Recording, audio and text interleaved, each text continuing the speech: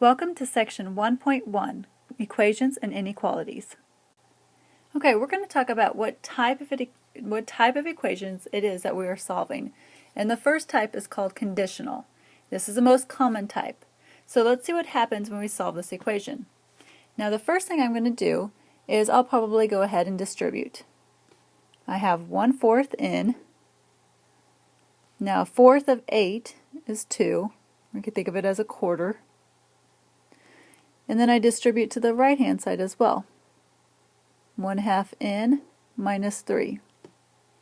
Notice our 2's will go away, so I have 1/4 in equals 1/2 in minus 3. Bring over the 1/2 term. 1/4 minus 1/2 is negative 1/4. Let's say I want to multiply both sides by 4. Get rid of my fraction there. I have negative 1 in equals negative 12, and divide both sides by negative 1, I get n equals positive 12. Okay, so what that means is we were able to solve this equation, we got a specific answer. That is why it's a conditional, because this equation only works when n is 12. It is not going to be true any other time.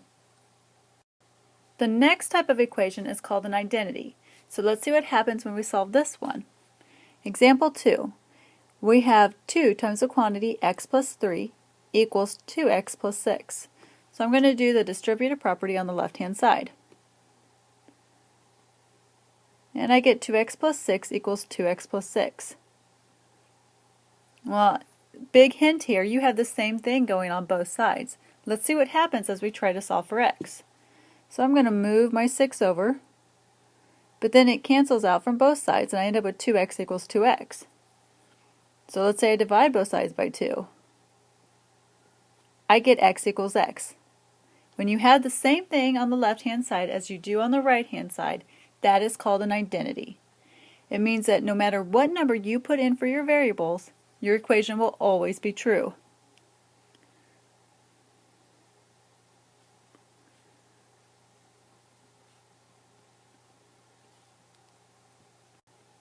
Alright, our third type of equation is called a contradiction, and I imagine that you can predict why it's a contradiction, but let's go ahead and solve this example. We're going to do the distributive property for the first term. So I get 2x minus 8 plus 10x equals 8 plus, and then over here I want to do the distributive property for this term. So I have 12x plus 4. Alright, I'm going to combine like terms on both sides. 2x plus 10x is 12x minus 8. And on the right hand side I have 12x plus 12. Okay, let's go ahead and bring my x's to one side. So I'm subtracting 12x. And now I'm left with negative 8 equals 12. That can never happen, which is why this is a contradiction. It means there are no solutions. So to sum it up, a conditional is only true sometimes, an identity is always going to be true, and a contradiction will never be true. Okay, we're going to switch it up a little bit and we're going to solve for specific variables given some equation. So for example 4, I want to solve that equation for p. My equation is a equals p plus prt. I cannot add the two terms together on the right hand side because they are unlike. And if I move one term over to the left hand side, I now have p's on both sides. So the first point is to get the variable that you're solving for on the same side. Ours is. And then, if you cannot combine them, look to see if you can factor out. So I'm going to pull a p out from both terms. When I do that, I'm left with 1 plus RT. 1 plus the quantity, or I'm sorry, P times the quantity 1 plus RT. And now I have one more step, and it's just to divide by that quantity. I'm going to move it to the other side, get it away from P, and I'm done. So P is going to equal A divided by 1 plus RT. Now example 5. I have 2x plus 3y equals 6. And I want to solve it for y. It says write y in terms of x, which means we're going to solve it for y. So the first thing I do is get rid of everything else on the left-hand side. So I'm going to move this 2x over here. Well, if the 2x is positive on the right or on the left, then it means it's going to be negative on the right. I'm going to subtract it to move it over. And now I divide everything by 3. Make sure you divide every term. So now I have y equals 6 divided by 3 is 2. I cannot simplify that, so I'm going to leave it as 2/3 x. Y equals 2 minus 2/3 x. Alright, to end the notes, we're going to talk about problem solving. So there is a strategy that you could do. It's called the UC-IC method. First step is to understand the problem. Then you choose a strategy, and that might include drawing a picture, charting some information, whatever.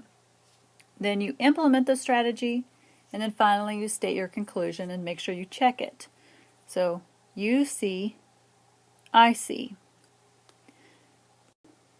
Alright, example 6. We're going to use the problem solving guide on these next few examples. This one says the sum of 3 consecutive odd integers is 69. I want to find the integers. Well, I need to start by understanding the problem. What does it mean to be consecutive odd integer? It means you pick 3 odd numbers that are next to each other. For example, 1, 3, 5. Or maybe 19, 21, 23. Those would all be consecutive odd integers. You want to find 3 of them that if I add them up, it'll equal 69. And you could do this by guessing and checking, but you're going to be doing this quite a bit. So we're going to solve it by writing an equation. Now to represent my first odd integer, I'm going to call it n. Now if you notice, the next odd integer is 2 numbers after it. So I need to say n plus 2. I don't need parentheses here because I'm doing addition, but I'm going to keep writing them in to clarify. And then the last odd integer from the very beginning one is 4 digits past. And that's going to be my equation. So now let's add up all the n's that we have and add up all your constants. And we solve this very simple equation now. Subtract 6 over 3n equals 63 and divide both sides by 3. N is 21. So that tells me that my very first odd integer is going to be 21. Whoops. So my next one would be 23, and the last one must be 25. And you can double check that if you add up all 3, it should equal 69. And it does. Alright, this next example is going to be a little bit trickier. It says, I live 260 miles from a mountain retreat. On my way there to do some mountain biking, my car had engine trouble, forcing me to bike the rest of the way. If I drove 2 hours longer than I biked, and I averaged 60 miles per hour driving, 10 miles per hour biking, how many hours did I spend pedaling to the resort? So I'm comparing two things here. I'm comparing driving to biking.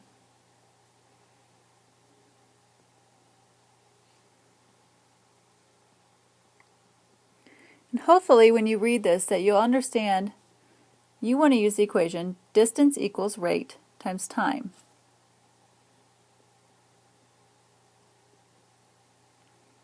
I don't know what my total distance is driving. However, I do know the rate at which I drove. It tells me 60 miles per hour. So I'm going to put 60 miles per hour here. And it also tells me that I drove 2 hours longer than I biked. Alright, so I'm going to do a combination of things here. I also know I biked 10 miles per hour. So over here for rate, I have 10 miles per hour.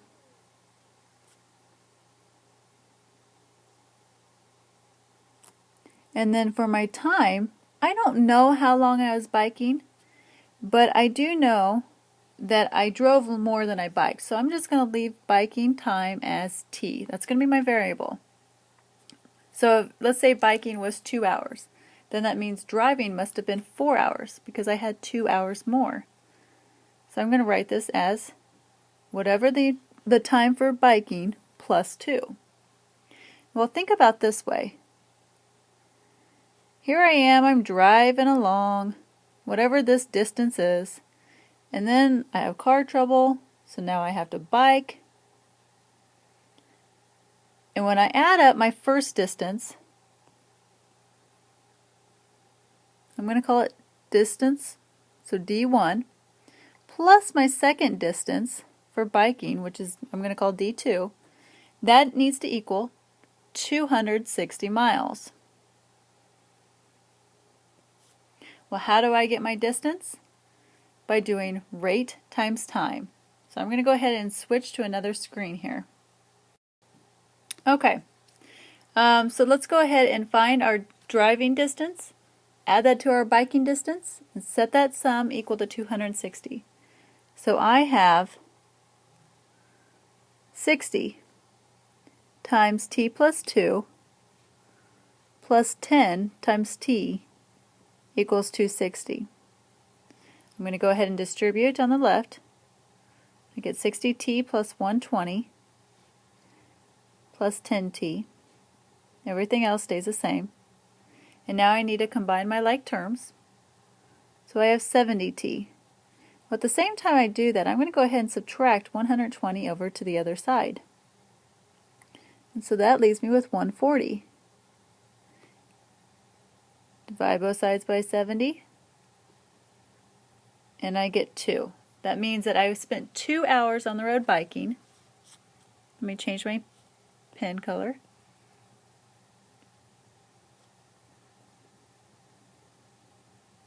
And then if I spent 2 hours biking, I had to spend 2 more hours driving. So that'd be 4 hours driving.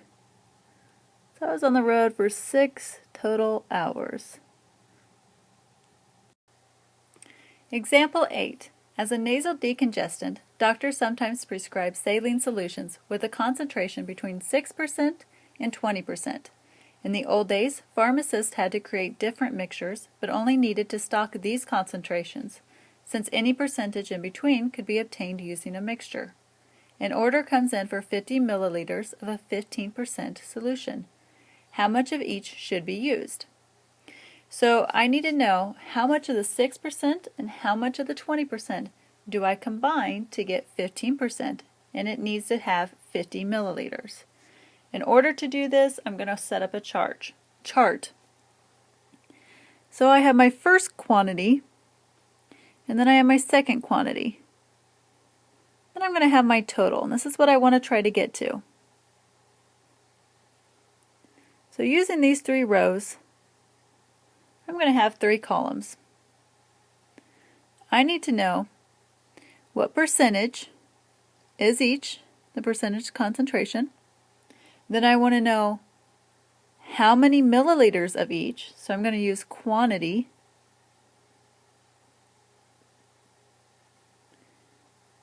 And finally, this is going to tell me the amount that I have in my mixture.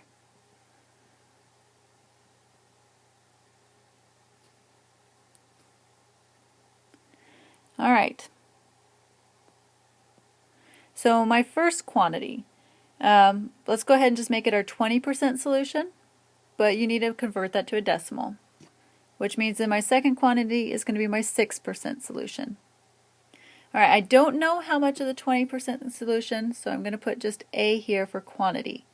However, I do know that my total needs to be 15%, and it needs to be 50 milliliters. So if I used however many milliliters I used for my first quantity, I had to subtract that from 50 to tell me what my second quantity is. So I just write 50 minus A. For instance, if this first one here was 10, then that must mean that I used 40 milliliters of the 6%. Okay? Alright, now to get the amount and mixture, all I need to do is multiply these two. So this is just going to give me 20 hundredths times A, 6 hundredths times the quantity, 50 minus A, and then 15 hundredths times 50. And your third column here is your equation column. I'm going to add up the first two, and it will equal my last column, or my last row. So let me go ahead and slide my screen up. Okay, well, it's not allowing me to slide my chart up, so I'm going to write my work above my chart. Alright, so I have 20 hundredths A plus 6 hundredths times the quantity 50 minus A, and that needs to equal 15 hundredths times 50. Alright, so I have 20 hundredths A over here. Let's use a distributive property. 6 hundredths of 50 is going to be 3 minus 6 hundredths A. And that will equal 7.5.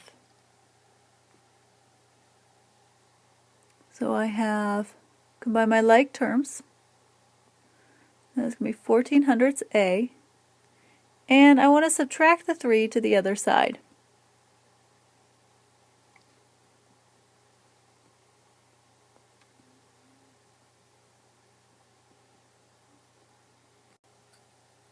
Divide by 14 hundredths,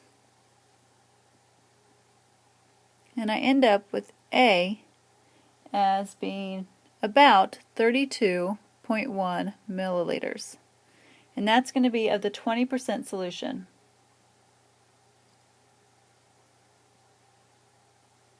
So then for the 6% solution, I just need to take 50 minus 32.1. That's going to be about 17.9.